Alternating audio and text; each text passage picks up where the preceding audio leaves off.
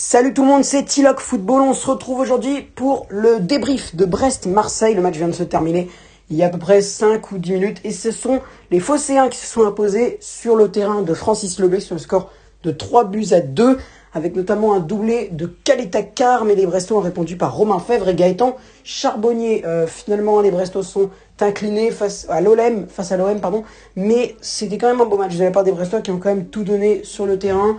Notamment les notifications de OneFootball et Foot Mercato pour annoncer la victoire, c'était victoire au forceps pour Marseille, pour Top Mercato et pour OneFootball, victoire dans la douleur de Marseille. Donc c'est pour bien signifier que les Brestois n'ont pas perdu en se faisant marcher dessus, mais plutôt en se battant jusqu'au bout, avec preuve à l'appui, le 3-2.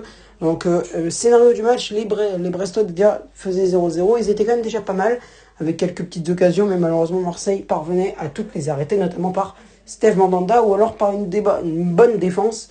Et finalement les Marseillais concrétisaient leur action par Florian Thauvin, premier but marqué du coup pour les Marseillais. Ensuite le deuxième but marseillais arrive très vite sur un but de Kaleta Car. Et ensuite les Brestois marquent un but juste avant la mi-temps à la 45e plus 1 minute de temps additionnel grâce à Romain Fèvre, la recrue brestoise de l'été. Mais les Brestois, malheureusement, en seconde période, continuent de se battre, mais finissent par s'incliner sur un troisième but du défenseur croate Kaleta Car. 3-1 pour l'OM. À ce moment-là, on pense que c'est fini. Et malheureusement, ça l'est bel et bien, mais les Brestois, eux, ne le croient pas. Car en effet, à la 89e, c'est Gaëtan Charbonnier qui réduit à nouveau la marque pour les Brestois. 3-2. Et finalement, c'est le score final, car les Brestois, malgré un corner bien effectué et une montée de Gauthier Larsonneur, n'ont pas réussi à marquer le troisième but égalisateur.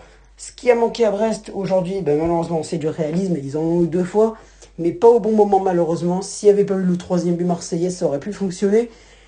Mais malheureusement, ça n'est pas le cas. Du côté marseillais, là, on a eu une défense un petit peu... au début, ça allait, la défense, mais après, franchement, j'ai trouvé la défense vraiment mauvaise. Les Brestois arrivaient à s'introduire dans la moitié de terrain marseillaise sans trop de soucis. Et du coup, malheureusement, c'est finalement un Mandanda qui a réussi un petit... Mandanda, il a fait un bon match, je trouve. Il n'a pas fait un grand match non plus, mais il a fait un bon match. Larsonneur aussi, malgré les 3 buts qu'il a encaissés.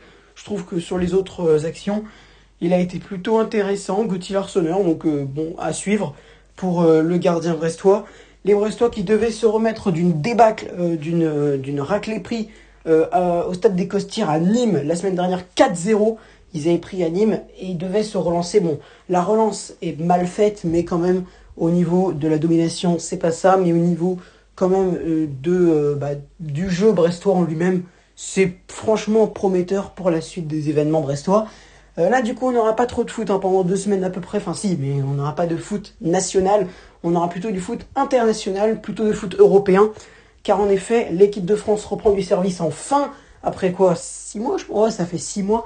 La liste de Didier Deschamps a été annoncée jeudi dernier et les Français reprendront la route avec la Suède et la Croatie. L'équipe de Zlatan Ibrahimovic, même si celui-ci est à la retraite. Et après, l'équipe de Luka Modric. Et d'ailleurs, Modric a annoncé qu'il ne serait pas présent lors du déplacement croate en France.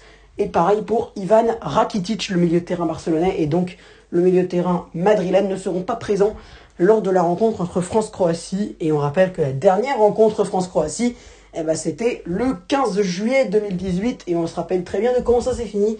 Victoire 4-2 des Français face à la Croatie et la France était championne du monde pour la 2e fois consécutive. Voilà, je m'égare un petit peu du sujet principal de la vidéo, mais en tout cas, les Marseillais se sont imposés 3-2 sur le terrain brestois, mais quand même, chapeau aux Brestois qui ont réussi à tenir pendant une bonne partie de la rencontre avant de s'écrouler sur un 3e but de Kaleta Car. Mais je pense que s'il n'y avait pas eu le 3e but et s'il y avait eu le 2 partout, un petit peu avant de la part de Charbonnier, les Brestois auraient vraiment pu prétendre à la victoire. Et ça, il ne faut pas l'oublier. Voilà les gars, c'est la fin de cette vidéo. J'espère qu'elle vous aura plu. Si c'est le cas, n'hésitez pas à lâcher un like, à commenter, à partager et à vous abonner. Et quant à moi, je serai un peu plus de retour, en effet.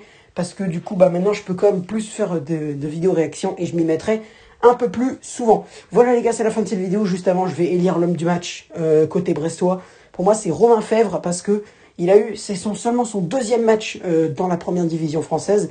Le seul match qu'il avait fait, c'était un Guingamp-Monaco en décembre 2019, je crois, ou en 2018, je sais plus trop. Et en tout cas, c'est seulement son 2e match, là, le Brest-Marseille. Je trouve qu'il s'est quand même bien investi dans ce match. Et j'ai trouvé le nouvel entrant, Jérémy Le Doiron, assez intéressant aussi à voir pour la suite. Mais franchement, l'ancien de Saint-Brieuc est franchement assez intéressant. Du côté marseillais, c'est Calais Takar, parce que d'habitude, il est pas super bon. Je l'aime pas trop ce joueur-là. Mais là, il a quand même réussi à marquer un doublé. Et aussi mention honorable pour Florian Thauvin, qui était franchement assez intéressant aussi, et qui a marqué son petit but sur le terrain de Francis Leblé. Voilà les gars, c'est la fin de cette vidéo. Je vous embête pas plus longtemps, et à bientôt pour une nouvelle vidéo.